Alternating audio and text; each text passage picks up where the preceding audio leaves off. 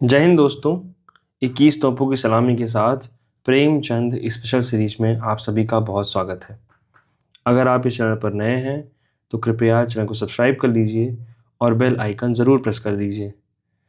इस चैनल पर हमने बीते कुछ दिनों से एक नए कार्यक्रम की शुरुआत करी है जिसका नाम है इतिहास में आज।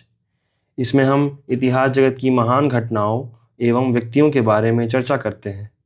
आइए शुरू करते हैं आज की नई कहानी, बूढ़ी काकी। बुढ़ापा बहुधा बचपन का पुनरागमन हुआ करता है। बूढ़ी काकी में जिह्वा स्वाद के सिवा और कोई चेष्टा न थी और न अपने कष्टों की ओर आकर्षित करने का रोने के अतिरिक्त कोई दूसरा सहारा ही। समस्त इंद्रियां, नेत्र, हाथ और पैर जवाब दे चुके थे। पृथ्वी पर पड़ी रहती और घर वाले कोई बात उनकी इच्छा के प्रतिकूल करते, भोजन का समय टल जाता या उसका परिणाम पूर्ण न होता, अथवा बाजार से कोई वस्तु आती और उन्हें न मिलती तो वे रोने लगती थी। उनका रोना सिसकना साधारण रोना न था, वे गला फाड़ फाड़ कर रोती थी। उनके पतिदेव को स्वर्ग सिधारे कालांतर हो चुका था। बेटे तरुण होकर चल बसे थे। अब एक भतीजे के सिवाय और कोई न था। उसी भतीजे के नाम उन्होंने अपनी सारी संपत्ति लिख दी थी। भतीजे ने संपत्ति लिखाते समय तो खूब लंबे चौड़े वादे किए, परंतु वे सब वादे केवल कुली डिपो के दलालों के दिखाए हुए सब्ज बाग थे। यद्यपि उस संपत्ति की वार्षिक आय 150-200 रुपए से कम न थी, तथापि बूढ़ी काकी को पेट भर भोजन की कठिनाई से मिलता था। इसमें उनके भतीजे पंडित बुधिराम का अपराध था अथवा उनकी अर्धांगिनी श्रीमती रूपा का, इसका वर्णन करना सहज नहीं। बुधिराम स्वभाव के सज्जन थे, किंतु उसी समय तक जब तक कि उनके कोष पर कोई आँच न आए। रूपा स्वभाव से तीव्र थी पर ईश्वर से डरती थी, अतएव बूढ़ी काकी को उसकी तीव्रता उतनी न खलती थी जितनी बुद्धिराम की भलमनसाहट। बुद्धिराम को कभी कभी अपने अत्याचार का खेद होता था। विचारते कि इसी संपत्ति के कारण मैं इस समय भला मानुष बना बैठा हूँ। यद्यपि मौखिक आश्वासन और सूखी सहानुभूति में स्थिति में सुधार हो सकता तो उन्हें कदाचित कोई आपत्ति न होती, परंतु विशेष व्यय का भय उनकी चेष्टा को दबाए रखता था। यहाँ तक कि यदि द्वार पर कोई भला आदमी बैठा होता और बूढ़ी काकी उस समय अपना राग अलापने लगती तो वह आग हो जाते और घर में आकर उन्हें जोर से डांटते। लड़कों को बुढ़ों से स्वाभाविक विद्वेष होता ही है, और फिर जब माता पिता का यह रंग देखते तो बूढ़ी काकी को और सताया करते। कोई चुटकी काट कर भागता, कोई उन पर पानी की कुल्ली कर देता। काकी चीख मार कर रोती, परंतु यह बात प्रसिद्ध थी कि वह केवल खाने के लिए रोती हैं, अतएव उनके संताप और अंतर्नाद पर कोई ध्यान नहीं देता था। हाँ, काकी क्रोधातुर होकर बच्चों को गालियां देने लगती तो रूपा घटना स्थल पर आ पहुंचती, इस भय से कि काकी अपनी जीवा कृपाण का कदाचित ही प्रयोग करती थी। यद्यपि उपद्रव शांति का यह उपाय रोने से कहीं अधिक उपयुक्त था। संपूर्ण परिवार में यदि काकी से किसी को अनुराग था तो वह बुद्धिराम की छोटी लड़की लाडली थी। लाडली अपने दोनों भाइयों के भय से अपने हिस्से की मिठाई चबेना बूढ़ी काकी के पास बैठकर खाया करती थी। यही उसका रक्षागार था, और यद्यपि काकी की शरण उनकी लोलुपता के कारण बहुत महंगी पड़ती थी, तथापि भाइयों के अन्याय से कहीं सुलभ थी। इसी स्वार्थानुकूलता ने उन दोनों में सहानुभूति का आरोपण कर दिया था। रात का समय था। बुद्धिराम के द्वार पर शहनाई बज रही थी और गांव के बच्चों का झुंड विस्मयपूर्ण नेत्रों से गाने का रसास्वादन कर रहा था। चारपाइयों पर मेहमान विश्राम करते हुए नाइयों से मुक्कियां लगवा रहे थे। समीप ही खड़ा हुआ भाट बिरदावली सुना रहा था और कुछ भावज्ञ मेहमानों की वाह वाह पर ऐसा खुश हो रहा था मानो इस वाह वाह का यथार्थ में वही अधिकारी है। दो एक अंग्रेजी पढ़े हुए नवयुवक इन व्यवहारों से उदासीन थे।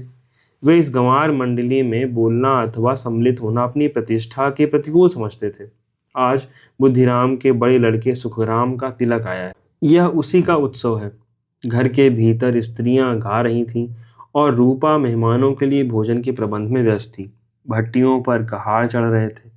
एक में पूड़ियां कचौड़ियां निकल रही थीं, दूसरे में अन्य पकवान बनते थे। एक बड़े हंडे में मसालेदार तरकारी पक रही थी। घी और मसाले की क्षुधावर्धक सुगंध चारों ओर फैली पड़ी थी। बूढ़ी काकी अपनी कोठरी में शोकमय विचार की भांति बैठी हुई थी। यह स्वाद मिश्रित सुगंध उन्हें बेचैन कर रही थी। वे मन ही मन विचार रही थीं कि संभवतः मुझे पूरियां न मिलेंगी। इतनी देर हो गई, कोई भोजन लेकर नहीं आया। मालूम होता है सब लोग भोजन कर चुके हैं, मेरे लिए कुछ न बचा। यह सोचकर उन्हें रोना आया, परंतु अशकुन के भय से वह रो न सकी। आह, कैसी सुगंध है! अब मुझे कौन पूछता है? जब रोटियों हुई के लाले पड़े तब ऐसे भाग्य कहाँ कि भरपेट पूरियां मिले। यह विचार कर उन्हें रोना आया। कलेजे में हूक सी उठने लगी, परंतु रूपा के भय से उन्होंने फिर मौन धारण कर लिया। बूढ़ी काकी देर तक इन्हीं दुखदायक विचारों में डूबी रही। घी और मसालों की सुगंध रह रह कर मन को आपे से बाहर किए देती थी। मुंह में पानी भर भर आता था। पूरियों का स्वाद स्मरण करके हृदय में गुदगुदी होने लगती थी। किसे पुकारूं? आज लाडली बेटी भी नहीं आई। दोनों छोकरे सदा दिग्ध किया करते हैं, आज उनका भी कहीं पता नहीं। कुछ मालूम तो होता कि क्या बन रहा है। बूढ़ी काकी की कल्पना में पूड़ियों की तस्वीर नाचने लगी। खूब लाल लाल, फूली फूली, नरम नरम होंगी। रूपा ने भली भांति मोयन दिया होगा। कचौड़ियों में अजवाइन और इलायची की महक आ रही होगी। एक पूड़ी मिलती तो जरा हाथ में लेकर देखती। क्यों न चलकर कहाड़ के सामने ही बैठूं। पूड़ियां छन छन करती तैरती होंगी। कहाड़ से गरम गरम निकलकर थाल में रखी जाती होंगी। फूल हम घर में भी सूंघ सकते हैं, परंतु वाटिका में कुछ और बात होती है। इस प्रकार निर्णय करके बूढ़ी काकी उकड़ू बैठकर हाथों के बल सरकती हुई बड़ी कठिनाई से चौखट से उतरी और धीरे धीरे रेंगती हुई कड़ाह के पास आ गई। यहाँ आने पर उन्हें उतना ही धैर्य हुआ जितना भूखे कुत्ते को खाने वाले के सम्मुख बैठने से होता है। रूपा उस समय कार्यभार से उद्विग्न हो रही थी। कभी इस कोठे में जाती, कभी उस कोठे में, कभी पहाड़ के पास आती, कभी भंडार में जाती। किसी ने बाहर से आकर कहा, महाराज ठंडई मांग रहे हैं। ठंडई देने लगी। इतने में फिर किसी ने कहा, भाट आया है, उसे कुछ दे दो। भाट के लिए सीधा निकाल रही थी कि एक तीसरे आदमी ने आकर पूछा, अभी भोजन तैयार होने में कितना विलंब है? जरा ढोल मजीरा उतार दो। बेचारी अकेली स्त्री दौड़ते दौड़ते व्याकुल हो रही थी, झुंझलाती थी, कुढ़ती थी, परंतु क्रोध प्रकट करने को अवसर न पाती थी। भय होता कहीं पड़ोसिने यह न कहने लगे कि इतने भी उबल पड़ी। प्यास से स्वयं उसका कंठ सूख रहा था, गर्मी के मारे फूकी जाती थी, परंतु इतना अवकाश भी नहीं था कि जरा पानी पी ले अथवा पंखा लेकर चले। यह भी खटका था कि जरा आंख हटी और चीजें की लूट मची। इस अवस्था में उसने बूढ़ी काकी को कड़ाह के पास बैठे देखा तो जल गई। क्रोध न रुक सका। इसका भी ध्यान न रहा कि पड़ोसने बैठी हुई हैं। मन में क्या कहेंगी? पुरुषों में लोग सुनेंगे तो क्या कहेंगे? जिस प्रकार मेंढक केचुए पर झपटता है, उसी प्रकार वह बूढ़ी काकी पर झपटी और उन्हें दोनों हाथों से झटक कर बोली, ऐसे पेट में आग लगे? पेट है या भाड़? कोठरी में बैठे हुए क्या दम घुटता था? अभी मेहमानों ने नहीं खाया, भगवान को भोग नहीं लगा, तब तक धैर्य न हो सका, आकर छाती पर सवार हो गई।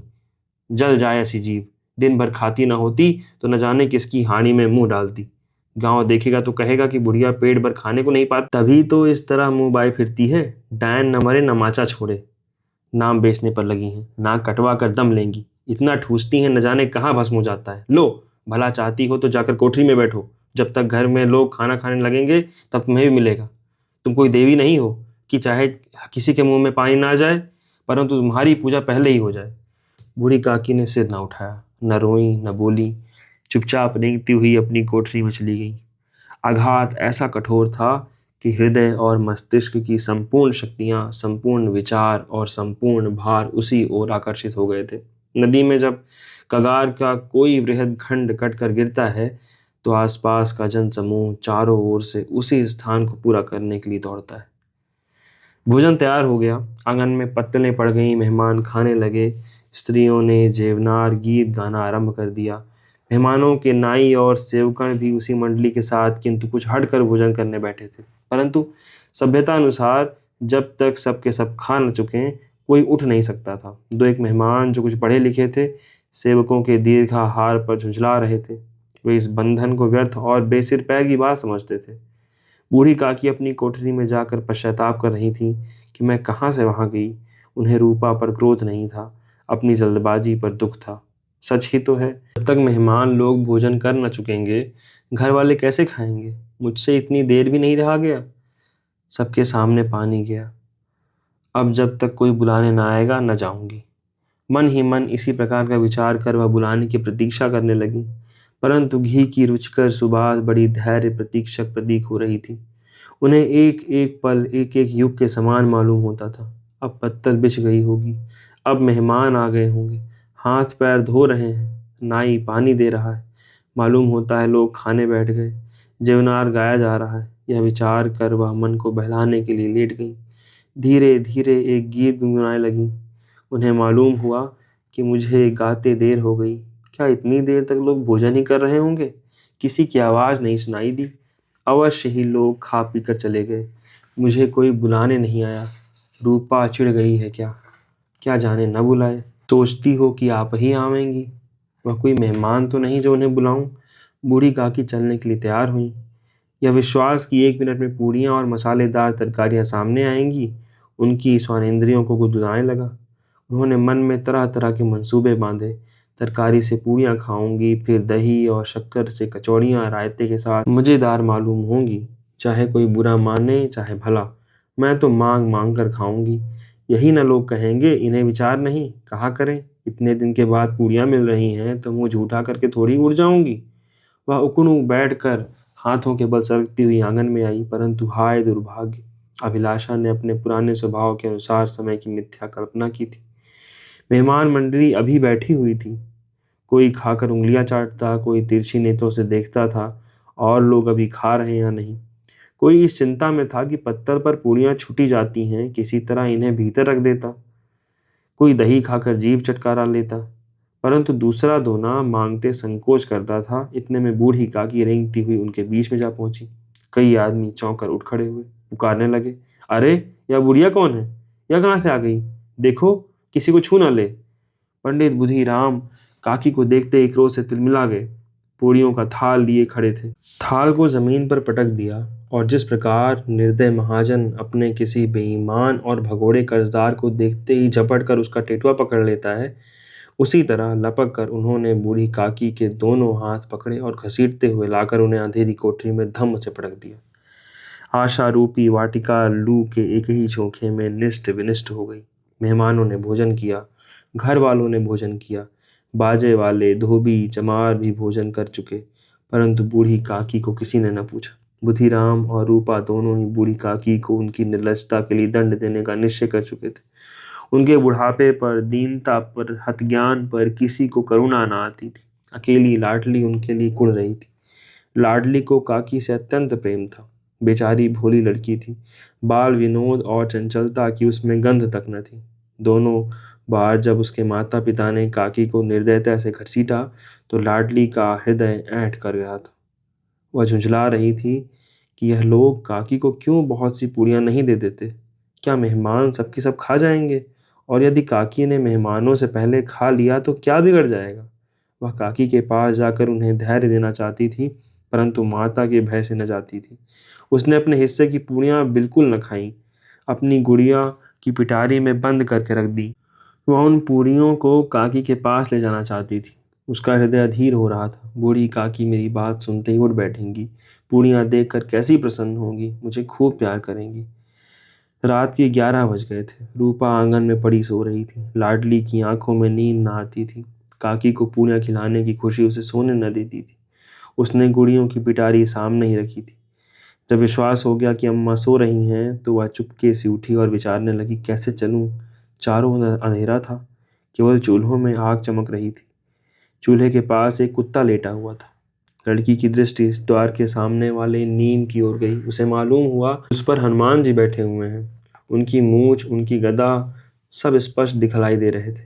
मारे भय के उसने आंखें बंद कर ली। इतने में कुत्ता उठ बैठा। लाडली को ढांढस हुआ। कई सोए हुए मनुष्यों के बदले एक जागता हुआ कुत्ता उसके लिए अधिक धैर्य का कारण हुआ। उसने पिटारी उठाई और बूढ़ी काकी की कोठरी की ओर चली।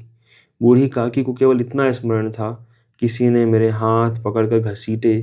फिर ऐसा मालूम हुआ जैसे कोई पहाड़ पर उड़ाए लिए जाता है। उनके पैर बार बार पत्थरों से टकराते। तब किसी ने उन्हें पहाड़ पर से पटका, वे मूर्छित हो गई। जब वे सचेत हुई तो किसी की जरा आहट भी न मिलती थी। समझी कि सब लोग खा पी कर सो गए और उनके साथ मेरी तकदीर भी सो गई। रात कैसे कटेगी राम? क्या खाऊं? पेट में अग्नि धधक रही है। हाँ, किसी ने मेरी सुधि न ली। क्या मेरा ही पेट काटने से धन जुड़ जाएगा? इन लोगों को दया नहीं आती कि जाने बुढ़िया कब मर जाए, उसका जी क्यों दुखावें। मैं पेट की रोटियां ही खाती हूँ कि और कुछ। इस पर यह हाल, मैं अंधी अपाहिज ठहरी, न कुछ सूनूं न बूझूं। यदि आंगन में चली गई तो क्या बुद्धिराम से इतना कहते न बनता था कि काकी अभी लोग खा रहे हैं, फिर आना। मुझे घसीटा, पटका। उन्हीं पूड़ियों के लिए रूपा ने सबके सामने गालियां दी। उन्हीं पूड़ियों के लिए इतनी दुर्गति करने पर भी उनका पत्थर का कलेजा न पसीजा। सबको खिलाया, मेरी बात तक न पूछी। जब तक ही न दी तब अब क्या देंगे। यह विचार कर काकी निराशा में संतोष के साथ लेट गई। ग्लानि से गला भर भर आता था, परंतु मेहमानों के भय से सोती न थी।